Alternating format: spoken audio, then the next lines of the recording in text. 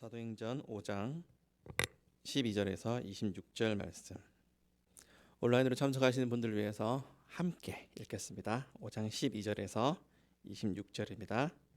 사람들은 새로운 것에 관심이 많습니다. 신상품, 가짜 뉴스, 온갖 종류의 사용기, 유언 비어와 흑색 선전, 홈쇼핑 등 하루에도 수없이 오가는 정보 속에서 우리가 살아가고 있습니다.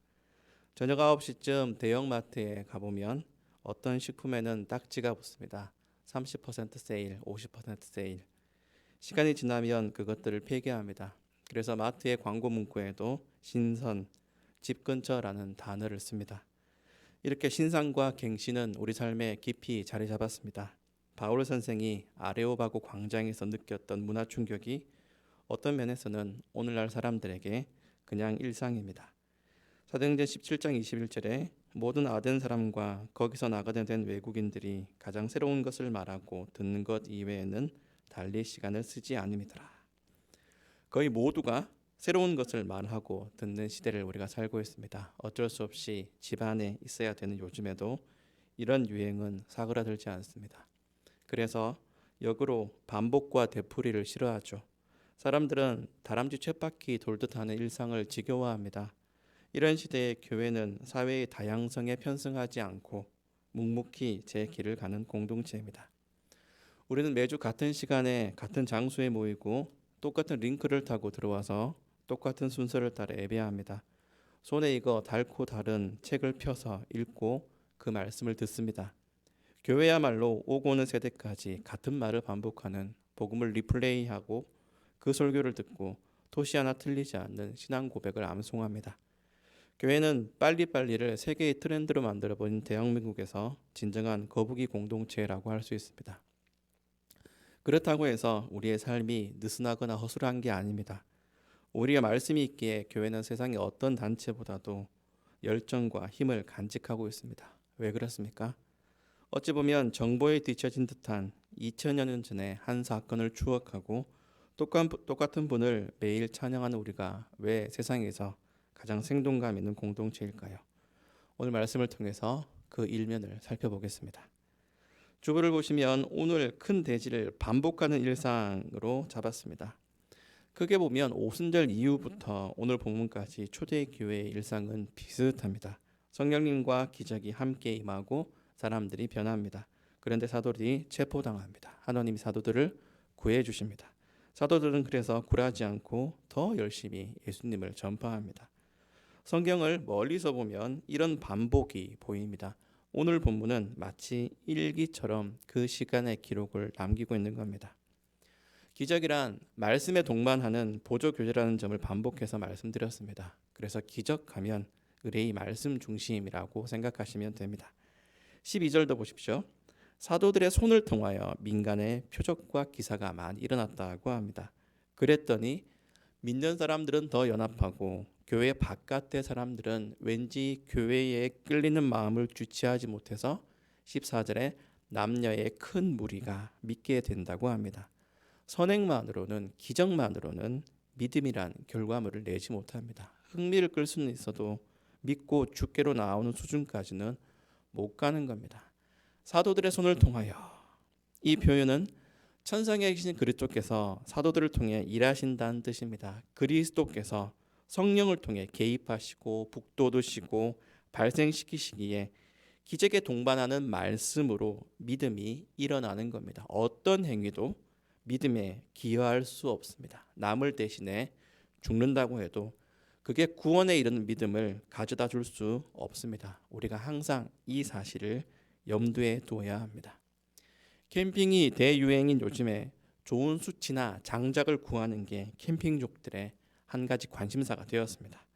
원초적인 불로 온갖 것을 다 만듭니다. 그런데 아무리 엉뚱한 사람이라도 쇠구슬을 가져다 놓고 불을 피우려고 하지 않습니다. 닭뼈를 모아놓고 토치를 아무리 가져다 대어도 탄내만 나지 불이 붙지 않습니다.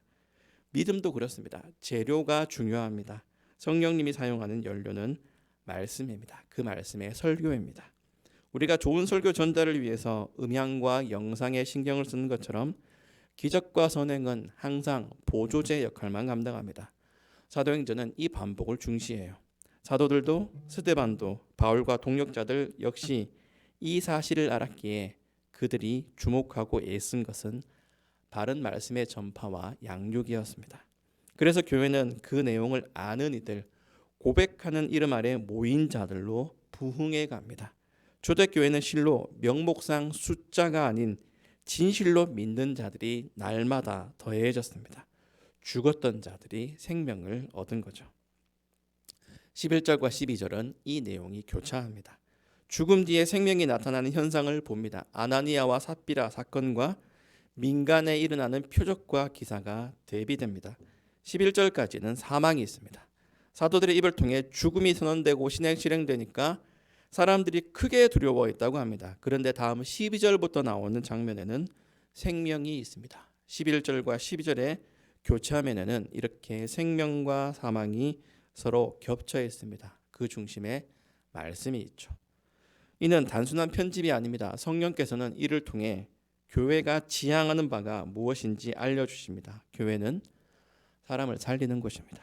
그걸 알려주기 위해 15절부터는 눈을 의심케 하는 기적을 묘사하고 있어요. 사도들의 손은, 그리스도께서 일하시는 손은 사람들을 일으키고 살리는 일을 보여줍니다. 실제로 그 기적이 일어났고 교회를 통해 생명이 회복되었습니다. 심지어 베드로의 그림자라도 덮이면 병이 낫지 않을까 하는 애타는 소망까지 생기고 말았습니다. 이건 그냥 미신적인 일화가 아닙니다. 사도행전 19장 12절을 보면 바울의 손수건이나 앞치마를 가져다가 병든 사람에게 얹으니까 병이 떠나고 악귀도 물러갔다는 기적이 일어났거든요. 베드로의 그림자도 충분히 능력을 발휘했을 줄 생각합니다.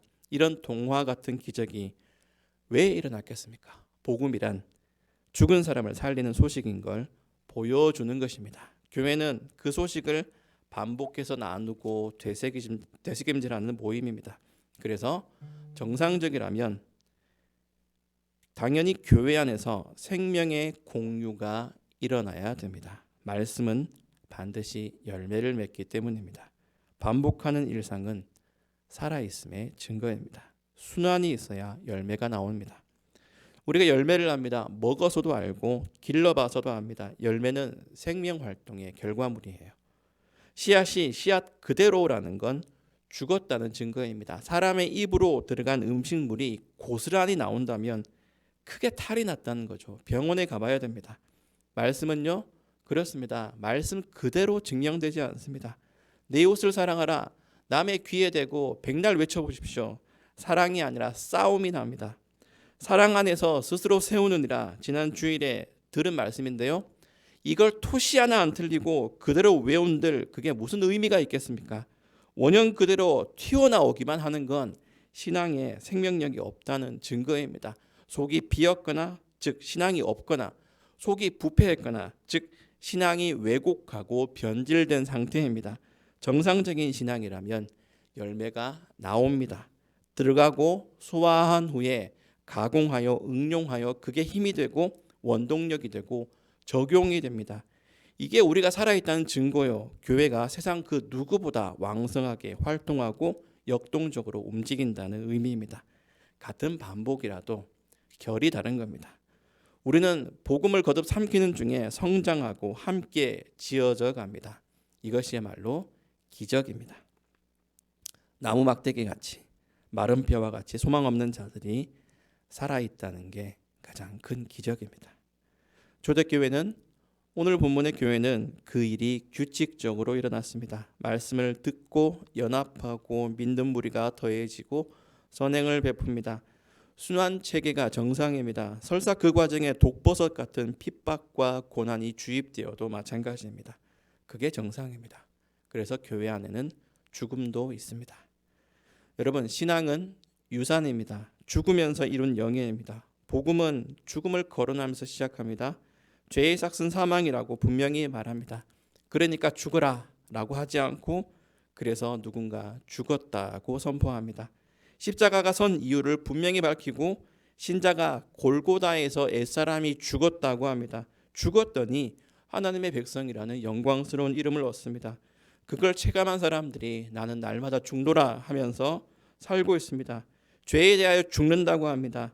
자아도 죽고 명예도 죽고 자존심도 죽고 자랑거리도 날름 죽여버리는 자들이 교회를 이룹니다. 그래서 사랑할 줄 압니다. 내가 펄펄 살아있으면 섬길 줄도 스스로 희생하여 남을 대접할 줄도 모릅니다. 그런 면에서 신앙은 유산입니다. 죽어야 의미 있습니다. 그래야 생명이 드러납니다. 먼저 죽지 않으면, 소화하지 않으면, 날 것 그대로의 복음을 꿀꺽 삼켜서 녹이지 않으면, 그렇게 일어나는 불을 경험하지 않으면 죽은 믿음입니다. 여러분의 삶은 이런 죽음을 동반하고 있습니까? 내칠 것을 내치지 못하고 꽁꽁 싸매서 그냥 가지고만 있는 정지된 믿음이지 않습니까? 바로 거기서 나와야 됩니다. 생명이 드러나게 해야 됩니다. 죽어가는 아픔이 없으면 신앙은 절대 자라지 않습니다. 성도가 복음을 소화하여 밥심을 내는 것도 살려고 생명 유지를 위해서입니다. 그걸 위해 그리스도께서 부활하셨습니다. 신자는 옛사람의 흔적만 희미하게 둔 채로 새 사람으로 살아가는 존재입니다. 그리스도로 인해서 시퍼렇게 살아서 툭탁거리다가 찌르고 종아리를 잡고 늘어지고 물어뜯다가 피를 흘리기까지 싸워서 경건을 이뤄가야 됩니다. 그것도 혼자만 죽을 똥살똥 앞장서지 않고 함께 지어지고 어깨동무하여 헤쳐나갑니다. 그래서 말씀만 아니라 생명까지 공유하는 공동체가 교회입니다. 거기에 고춧가루같이 고난이 끼어드는 건 당연합니다. 열매를 맺기 위해서는 썩어야 하고 동물의 사체를 양분으로 삼기도 하는 것처럼 음식물이 소화되는 과정에 대소변과 방귀가 발생하는 것처럼 복음을 살아내는 과정에는 배설물과 같은 것이 꼭 끼어듭니다. 그래서 오늘 본문은 청사의 등장 이전에 약방의 감초처럼 대제사장들과 서기관이 나옵니다. 고난과 핍박의 앞잡이들이죠. 그들은 이번에는 베드로와 요한뿐 아니라 사도들까지 잡아 가두었습니다. 그랬더니 또 천사가 등장해서 구해줍니다. 교회의 일상 중에 이런 일이 자꾸 되풀이됩니다. 우연이 아니라 필연이에요. 교회는 마땅히 이렇게 지낼 수밖에 없는 존재입니다. 선행의 대가가 핍박이라면, 희생한 후에 고난이라면 얼마나 억울하겠습니까? 그러나 우리는 이런 일을 감수해야 됩니다. 우리의 모든 행위에는 대제사장과 서기관들이 그렇게 싫어했던 예수 그리스도라는 이름이 묻어있기 때문입니다. 그리스도인의 모든 말과 행동에는 스티커가 다 붙어 있어요. 이 말에는 예수, 저 행동에는 그리스도. 내가 그리스도인이라면 알게 모르게 이렇게 됩니다. 그래서 내가 정상으로 살아도 사람들은 바리새인처럼 시기합니다. 내 돈 써가면서 밥 사주고 해줘도 끝내는 수 쓴다며 서기관들처럼 조롱합니다. 그게 세상의 안목이에요. 우리가 복음을 전하고 또 그대로 살아가는 생동감 있는 삶을 산다면 예상치 못한 이런 상황을 감안해야 됩니다. 예수 믿어도 별거 없네. 내 딴에는 열심히 했는데 이러면 열받습니다. 예수 믿고도 변한 게 없네. 비아냥거리면 다 엎어버리고 싶어요. 그럴 때 내가 죽는 겁니다. 무슨 말을 해도 아무렇지도 않은 상태가 되는 겁니다. 죽음이 일상이 되면 그 정도는 아무것도 아닙니다. 매일 먹는 밥이 우리를 살립니다. 반복하는 것이에요. 그런데 먹다 보면 아주 가끔 머리카락도 나오고 예전엔 돌도 씹고 그랬지 않습니까? 그렇다고 밥상 엎었나요? 밥 먹기를 포기하지 않았어요. 복음으로 살면서 나를 죽이는 게 당연시되면 고춧가루 같은 사람 하나 둘 끼어 있어도 괜찮습니다. 먹고 소화하는 과정 중에 가스 한번 뿜었다고 생각하면 속도 편하고 마음도 편안합니다. 괜히 쌓아두고 묵히면 속만 버리는 겁니다. 기독교는요, 죽어가면서 쌓은 건물입니다. 펄펄 살아내면서 지내다가 하나님이 이제 진짜 죽어라고 하셔도 아멘 하는 게 신앙입니다. 그래서 우리 평생의 숙제인 순종은 풀코스입니다. 에피타이저가 들어오고 본식을 먹고 디저트를 먹는 것처럼 억울한 걸 꾸역꾸역 씹었는데 고난이 들어오고 참담과 누명과 서글픔이 접시 위로 막 쌓이는 겁니다. 우리는 말씀만 아니라 그것들까지 소화해야 됩니다. 그렇게 내보낼 것은 내보내고 소화할 것은 소화해야 하는 게 신자의 반복되는 평생입니다. 그게 삶입니다. 먹고 싶은 것만 먹을 수 없고 편식만 하다가는 체질이 바뀌지 않습니다. 곧 죽을 것 같습니다. 다 끝장날 것 같아요. 이 고난을 견딜 수가 없을 것 같아요. 그러나 마지막이 교회의 마지막이 생명인 것을 잊지 마십시오. 고린도전서 10장 13절에는 이렇게 말씀합니다. 사람이 감당할 시험 밖에는 너희가 당한 것이 없나니 오직 하나님은 미쁘사 너희가 감당하지 못할 시험 당함을 허락하지 아니하시고 시험 당할 즈음에 또한 피할 길을 내사 너희로 능히 감당하게 하시느니라. 아멘. 대다수 그리스도인은 건전한 꿈을 꿉니다. 은혜 받고 예배가 기다려지고 교회 생활이 즐거우면 좋겠다고 생각합니다. 거기에 좀 더 못해서 가와 만사성이면 더 말할 것이 없겠죠. 우리가 전부 참 소박하기 이를 데 없는 꿈을 꿉니다. 그런데 그건 건전할 뿐입니다.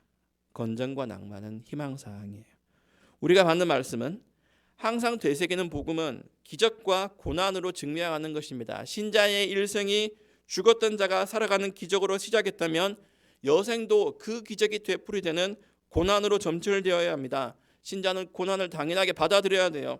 있어야 하지 않을까? 고난이 있어도 괜찮하지 않을까? 정도가 아니라 지극히 당연한 것으로 받아들여야죠. 당연하기 때문에 당연한 생활 방식으로 사는 겁니다. 복음이 있는 삶은 복음 때문에 고난받는 삶입니다. 초대교회가 신앙 고백으로 완성되었기 때문에 고난받는 게 아니에요. 그들은 완성된 인격자들이 아닙니다. 신사, 요조숙녀, 사나이, 군자, 기사, 현모양처 민주시민이어서 초대교회인 게 아닙니다. 내부적으로 도단한 가시가 있었어요. 그럼에도 으쌰으쌰 잘 살게 된 것도 아니고요. 거기다 외부에서 밀려오는 고난이 중첩된 고달픈 공동체였습니다. 성경은 그러면서 교회가 날마다 흥왕하여 갔다고 생명을 지향하여 나갔다고 합니다. 이처럼 신자는 두 가지 당연시되는 것들, 즉 기적과 고난으로 증명합니다. 그 고난은요, 본문에 나오는 것 그대로 병고침과 귀신 쫓음, 불치병 해결, 옥에 갇히는 방식 그대로가 아니라 신자의 삶에 승화되어서 드러난 결과입니다. 우리가 완성되어 가는 존재입니다. 다듬어지는 과정이고 그 일을 내가 아니라 하나님이 주도하시기에 실패하지 않는다는 고백을 품고 설사 그 자리에서 내가 실수하거나 지연시킨 한이 있더라도 역사가 일어난다는 믿음이 있어야 되는 겁니다. 그래서 교회가 선포하는 복음은 복음과 소망과 고민을 함께 안겨주고 인생에 점점이 박혀있는 기적과 고난으로 증명하고 입증해내야 하는 것입니다. 옥에서 풀려난 사도들은 뻔히 알고도 잡혀갈 일을 되풀이했습니다. 성전에서 말씀을 가르치는 겁니다. 새벽부터 옥에서 풀려난 후에 새벽부터 다시 성전에 들어가서 말씀을 가르치는 거예요. 어떻게 될지 알면서도 그러는 겁니다. 이번에도 역시 그리스도께서 사도들의 입을 통하여서 일하십니다. 천상에서 그치지 않은 사역이 사람을 통해 일어나고 있는 겁니다. 일기처럼 써내려간 오늘의 교회의 일상은 우리가 따라야 할 모범이 아니라 삶 그 자체입니다. 우리 역시 이렇게 살아갈 것입니다. 신자의 생은 고난과 피로 점철된 채 마무리될 수 있습니다. 신자의 생은 그럼에도 이 길을 걸어가는 것입니다. 우리 안에 믿음을 심으신 성령께서 반드시 열매를 맺으시리란 의지를 보이시기 때문이죠. 그러니까 일찍 포기하지 마십시오. 코로나보다 더한 고난이 온다고 하더라도 지금 당장 죽을 것 같더라도 억지로 살지 마시고 일찍 순종하셔서 억울하게 경건을 이루시는 일이 없기를 바랍니다. 고생 다 한 후에 하나님 제가 졌습니다. 항복입니다. 이제 순종할게요. 이런 것이 아니라요. 미리부터 하나님 제가 어렵지만 이 길을 가겠습니다. 꾸역꾸역 가는 것이 아니라 눈물을 흘리면서도 씨를 뿌리고 내가 한숨을 쉬면서도 계속 이 길을 걸어가겠습니다. 기어가는 한이 있더라도 고난의 신앙의 길을 놓치지 않겠습니다 하는 마음으로 우리가 걸어간다면 성령께서 그 열매를 이루실 때에 얼마나 더 큰 보람과 긍지가 느껴지겠습니까? 자연스럽게 우리의 입에서 하나님께 영광이 돌아갈 것입니다. 기적과 고난으로 증명하는 말씀, 우리 모두가 평범하면서도 비범한 이 일상을 잘 살아내기를 바랍니다. 아멘. 기도하겠습니다. 아버지 하나님, 오늘도 저희에게 말씀을 가르쳐 주셔서 감사합니다. 듣는 말씀이 외우는 말씀으로 되지 않게 하시고 저희 속에 들어와서 소화되고 삶으로 드러나는 그런 살아있는 말씀이 되도록 성령께서 도와주시옵소서. 순종하는 마음으로 저희가 기도하겠습니다.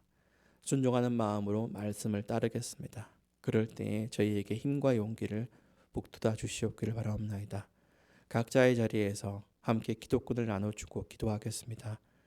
성령께서 저희가 기도할 바를 알게 하시고 기도를 도와주시기를 간절히 바라옵나이다. 우리 주 예수님의 이름으로 기도드립니다.